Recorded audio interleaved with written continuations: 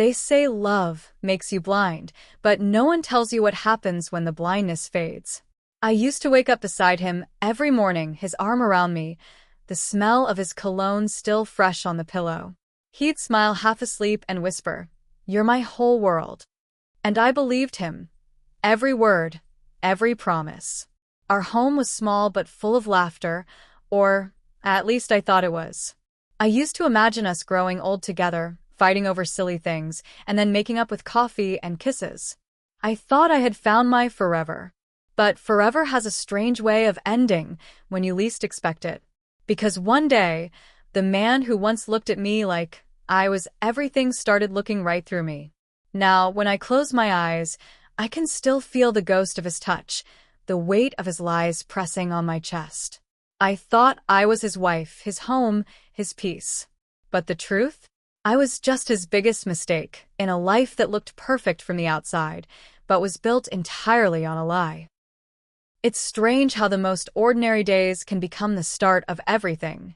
That morning, I was running late for work, hair half-tied, coffee spilled on my shirt, and the sky pouring like it hadn't cried in years. I remember standing under a small cafe awning, clutching my bag to my chest, waiting for the rain to show some mercy. That's when I heard a voice behind me. "Looks like the sky's got trust issues too," he said, laughing softly. I turned around and saw him, Adam. Tall, calm, with a smile that looked like it could melt away the world's noise. He held an umbrella out toward me, tilting his head. "Want to share?" I almost said no, but something about the way he looked at me, not like a stranger, but like someone who'd known me in another life, made me nod. We walked side by side down that wet street, talking about nothing and everything. He asked me what my favorite book was, and I told him The Notebook. He grinned. "So you're a hopeless romantic," and I laughed. "Is that a bad thing?" He shook his head. "No, that's the best kind."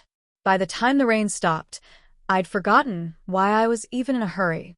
The next few days, he'd show up at the cafe around the same time. He said it was coincidence, but I think we both knew better. He'd bring me coffee, 2 sugars, no cream, and tease me about always being 5 minutes late. Conversations turned into laughter, laughter turned into comfort, and comfort turned into something I couldn't explain. He had a way of listening that made me feel seen, like every word I said mattered. It wasn't long before we started meeting outside that cafe. Dinners, late-night drives, quiet walks where we didn't need to talk much. He'd hold my hand and trace circles on my palm while telling me about his childhood, his dreams, his fears. One night, while sitting under a streetlight, he said something I'll never forget. "You know, I've met a lot of people, but you're the only one who feels like home." My heart believed him instantly. 3 months later, he introduced me to his family. His mother hugged me tight. His friends joked that he finally found the one. And when he proposed, it felt like the world finally made sense, like every heartbreak before him was leading me here. I said yes without hesitation, with tears in my eyes and a heart that didn't know how to doubt. Everyone said we looked perfect together, and I believed them. Because how could something that felt this real, this warm, be anything but true love?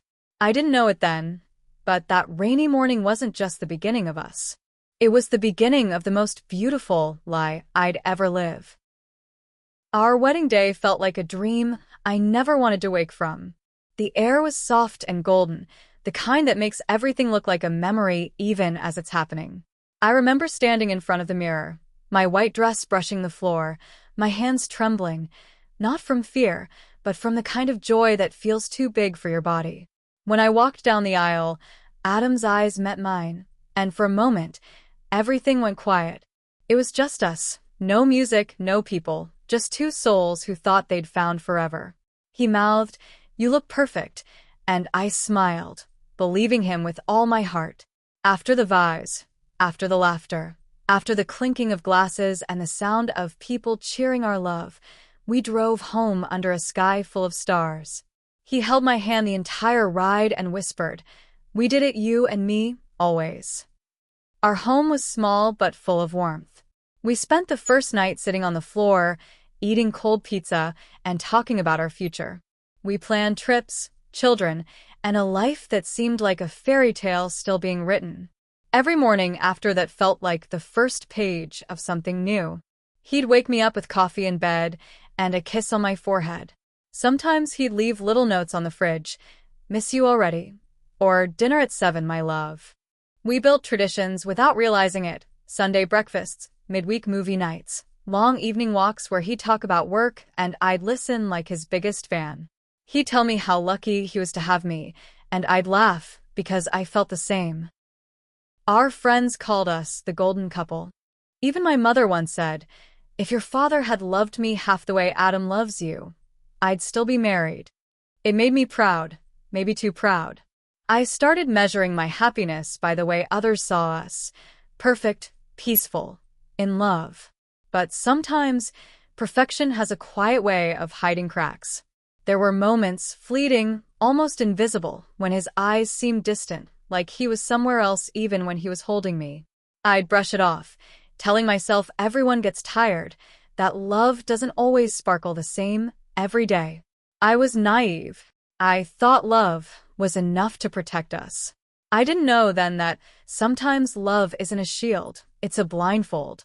If I had looked closer, if I had listened to the silences between his words, maybe I would have seen the storm quietly forming behind his smile. But instead, I only saw what I wanted to see, a perfect beginning. And that was the most beautiful part of the lie. I used to believe that love, once found, stayed the same, warm, steady, untouched by time. But love doesn't vanish all at once. It fades quietly, like sunlight slipping off your skin without you noticing. At first, it was small things. He started coming home a little later than usual. He said work was getting busier, that the company was changing, that he was exhausted. I believed him. I always did. Because that's what good wives do, right? They trust. They understand. But then came the silences, long, uncomfortable ones that filled our house like invisible smoke. We'd sit at dinner, and instead of talking about our day, he'd scroll through his phone. Sometimes I'd ask, "How is work?" And he'd just mumble, "Fine." No smile. No laughter. Just distance. One night, he forgot to tell me he wouldn't be home for dinner. I sat at the table for hours, the food getting cold, the candles burning down. When he finally walked in, his shirt smelled faintly of perfume, not mine. I asked gently, "Did you go somewhere after work?" He smiled, tired and careless. "Just grabbed a drink with the guys." Don't overthink. And just like that, he dismissed the ache blooming in my chest. Days turned into weeks, and that ache grew heavier. He stopped saying, "I love you," before leaving. He stopped noticing the small things, the new dress, the haircut, the way I waited for him by the window. I started staying up late, just to hear his car pull into the driveway, just to see if he'd come straight home. Sometimes he did. Sometimes he didn't. I told myself not to doubt him, because doubt felt like betrayal.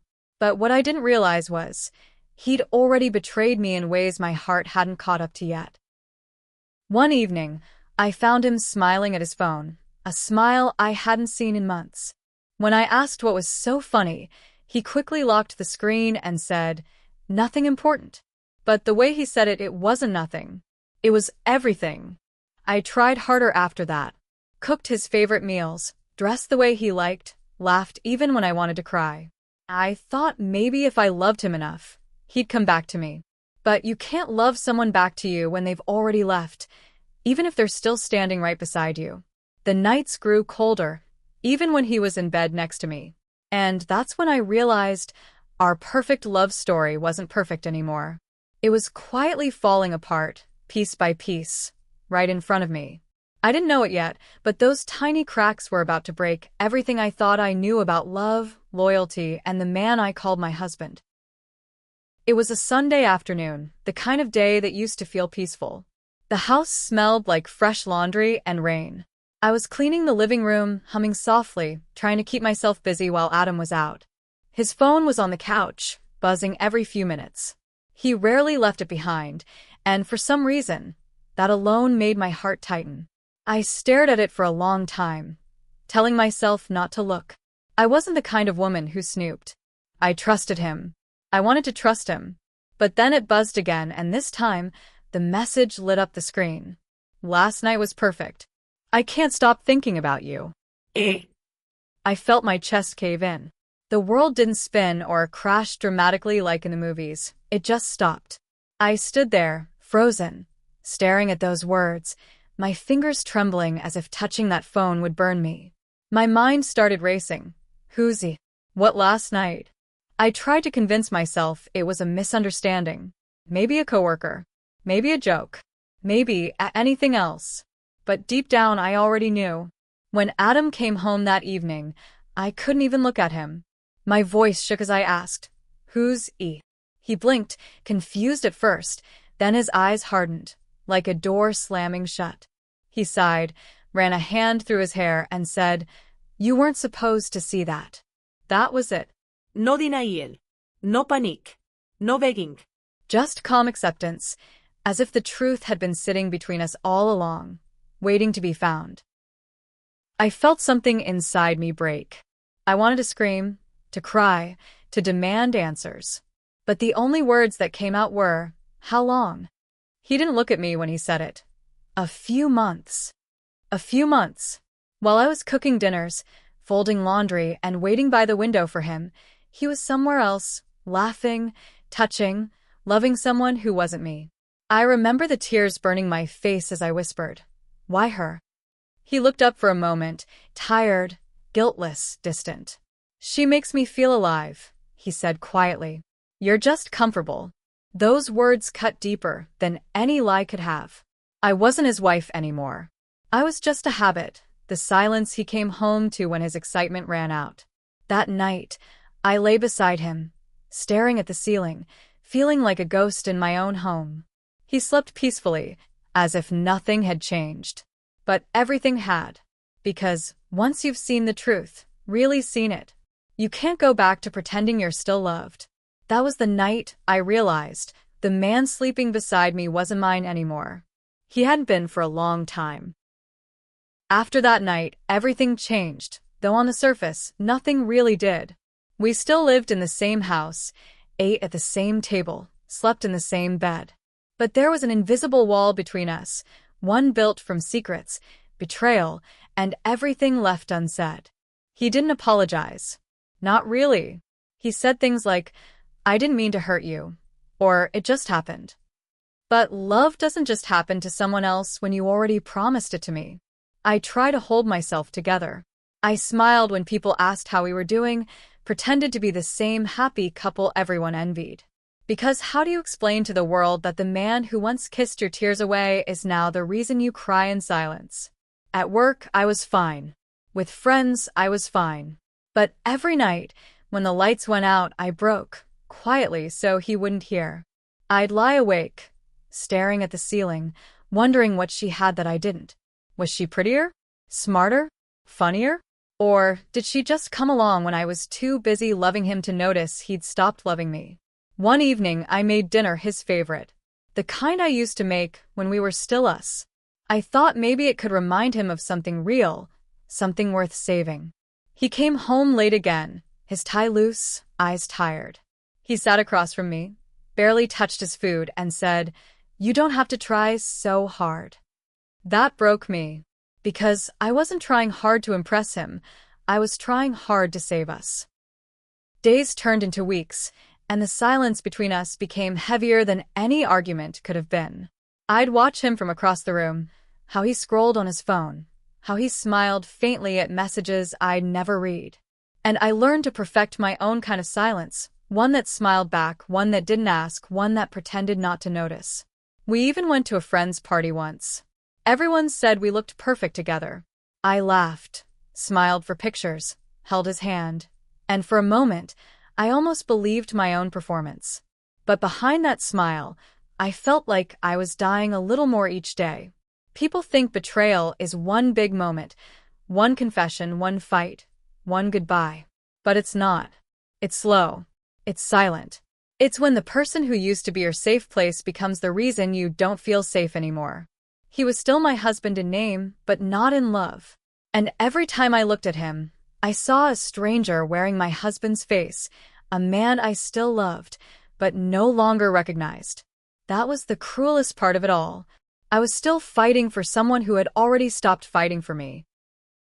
It's strange how endings never come with thunder or warning. Sometimes they arrive quietly, in the middle of an ordinary day, when the weight of staying finally becomes heavier than the fear of leaving. That morning, I woke up before Adam. The sunlight was spilling through the curtains, soft and golden, the kind of light that used to make me feel safe. But now, it just made everything look exposed, the empty space between us, the distance in his body even as he lay beside me. I looked at him for a long time, trying to remember when he stopped being mine. There was no clear moment, just a slow fading, like ink bleeding out of paper until the words disappeared. I got up, walked to the mirror, and caught my reflection. My eyes looked tired, older, like I'd been living someone else's life. That was when I realized I had been living in a house that no longer felt like home, beside a man who no longer felt like love. I didn't pack everything that day, just what I needed to survive the next few nights. A few clothes, my favorite book, the photo of us from our honeymoon, the one where we looked genuinely happy. I didn't take it to remember him. I took it to remind myself that I had loved sincerely, that it wasn't all pretend. When he came into the living room, he looked surprised to see me standing there with a bag in my hand. "Where are you going?" he asked, his voice calm, almost detached. I swallowed hard. "Away." He stared at me for a moment, then sighed, rubbing his temples. "You're being dramatic." That sentence was the final crack. I felt something inside me shift, not break, but finally let go. "No, Adam," I said quietly. "I've been dramatic every time I stayed." He didn't stop me. He didn't ask me to sit down or talk it through. He just watched as I walked past him, his silence louder than any goodbye could have been.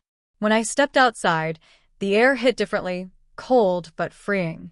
For the first time in months, I could breathe without the ache in my chest. I drove with no destination in mind, tears falling quietly as the city lights blurred past me. Every mile felt like a piece of him was fading from my memory, every breath like reclaiming a part of myself I'd forgotten. I didn't know what came next, heartbreak, healing, loneliness, but I knew one thing for sure. I had finally chosen myself. And sometimes, that's the bravest thing a woman can ever do, to walk away from what she once prayed would last forever, and still believe that peace is waiting somewhere ahead. The first night after leaving him was the hardest. I stayed at a small guest house near the edge of the city. The room was quiet, too quiet, with nothing but the hum of the ceiling fan and the sound of my own breathing. For the first time in years, there was no second toothbrush beside the sink, no cup of coffee waiting on the counter, no familiar voice asking if I'd slept well. I thought freedom would feel like peace. But it didn't. It felt like standing in an empty room that echoed with memories I didn't ask to remember. I kept reaching for my phone, my fingers hovering over his number. Every part of me wanted to call, not because I wanted him back, but because I wanted to hear him say something, anything. Maybe to admit he was sorry. Maybe to pretend he missed me. But he didn't call. And I didn't either. The days passed slowly. Some mornings I woke up and felt strong. I'd make tea, open the window, and tell myself I'd survived something I thought would destroy me.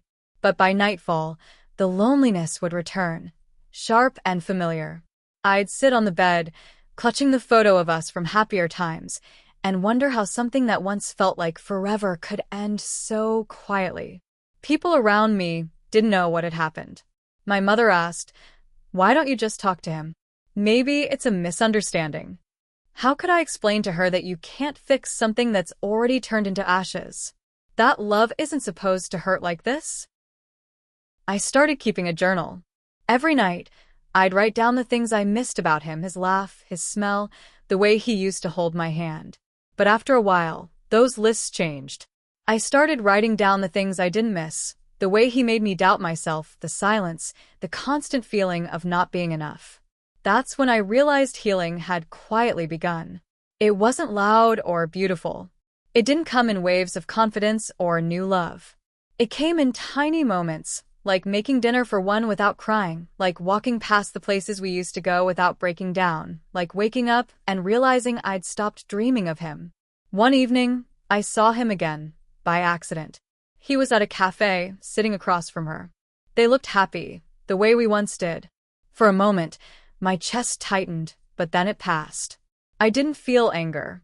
I didn't feel longing. I just felt free. That's when I knew. Healing doesn't mean forgetting them. It means remembering who you were before they made you forget yourself. And for the first time in months, I smiled. Not the kind you fake for others, but the kind that comes from finally knowing you'll be okay. I used to believe lies had a sound, something sharp or uneven that made them easy to spot. But his lies were soft, gentle, beautifully wrapped in love. After I left, the truth didn't reveal itself all at once. It came in fragments, like shards of glass scattered across the floor, each one reflecting a piece of the man I thought I knew. At first, it was just small things. A receipt from a hotel I'd never been to. A message I accidentally saw on his old tablet, one he forgot to erase. But soon it became impossible to deny. He hadn't just been lying to me, he'd built an entire world made of lies. He wasn't working late nights at the office. He wasn't helping a friend through a rough time. And that woman, the one he'd sworn was just a colleague, she had been more than that all along. I remember sitting on my bed, reading the messages between them, feeling my heart break in slow motion. The words were tender, familiar, the same ones he once said to me. It was like watching my own memories being reused, repackaged, and given to someone else. But the deeper I dug, the clearer it became that his lies went beyond betrayal. He hadn't just cheated on me. He had performed love. Every gesture, every touch, every smile had been perfectly timed, perfectly practiced. He knew exactly what to say to make me trust him, what to do to keep me from questioning him. And I had played my part perfectly, the loyal wife, the believer, the dreamer who thought love was enough. For months after discovering everything, I kept asking myself why. Why lie? Why destroy something so pure? But the truth was uglier than I expected. He didn't love me, he loved what I made him feel. Safe, powerful, adored. I wasn't his partner. I was his reflection, a mirror that showed him the version of himself he wanted to see. Once I stopped feeding that illusion, his perfect love began to crumble. That's why he replaced me so easily. Because his love was never rooted in truth, it was built on control, on ego, on fear of being ordinary. And as cruel as it sounds, realizing that was the most freeing moment of my life. Because for the first time, I understood his lie wasn't my failure. It wasn't proof that I wasn't enough. It was proof that he never was. He created a perfect lie, and I lived inside it. But now, when I look back, I no longer see myself as the victim of that lie. I see myself as the woman who finally walked out of it, bruised, but unbroken. And sometimes, surviving the truth is the most beautiful revenge of all. Once I stopped feeding that illusion, his perfect love began to crumble. That's why he replaced me so easily. Because his love was never rooted in truth, it was built on control, on ego, on fear of being ordinary. And as cruel as it sounds, realizing that was the most freeing moment of my life. Because for the first time, I understood his lie wasn't my failure. It wasn't proof that I wasn't enough. It was proof that he never was. He created a perfect lie, and I lived inside it. But now, when I look back, I no longer see myself as the victim of that lie. I see myself as the woman who finally walked out of it, bruised, but unbroken. And sometimes, surviving the truth is the most beautiful revenge of all. If you've listened this far, thank you. Not for hearing my story, but for letting me finally speak it. For a long time, my voice was something I buried beneath smiles and silence. I thought staying quiet made me stronger. But now I know, silence only protects the ones who break us, never the ones who are broken. I used to think I lost everything when I walked away from him. The home we built, the life we planned, the love I swore was real. But now I see, I didn't lose anything. I found something. I found myself. There's a strange beauty in pain, not in the suffering itself, but in what it leaves behind. It strips you bare. It forces you to meet yourself without the filters, without the pretending. And in that raw, trembling version of me, I found truth. The truth that love isn't supposed to make you feel small. That loyalty means nothing without honesty. And that no matter how much you give, you cannot fill the heart of someone who is never ready to hold yours. I don't hate him anymore. I don't even wish him pain. Because people who live through lies are already trapped inside them. Their world may look perfect from the outside, but inside, it's hollow. And me? I may have scars, but at least they're proof that I lived honestly. Some nights, I still think about the girl I was. The one who believed love could fix anything. The one who ignored every red flag because she was too scared to lose what she thought was forever. If I could speak to her now, I'd tell her, don't be ashamed of how deeply you loved. Be proud that even when the world lied to you, your heart stayed real. Because real hearts don't lose. They learn. They break, they bleed, and then they rebuild, stronger, softer, wiser. So these are my final words, not for him, but for anyone who's ever felt like me. You will survive this. You will laugh again. Not the polite kind, but the real one, from your stomach. You will look in the mirror one day and not see the woman he left, but the woman who walked away.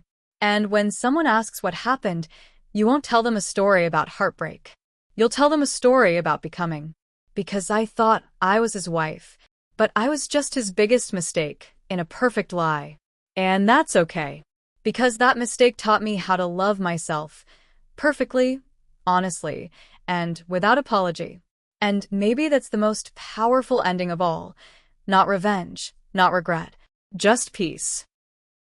If this story touched you, leave a comment and share your thoughts. Don't forget to like and subscribe for more real-life stories of love, betrayal, and strength.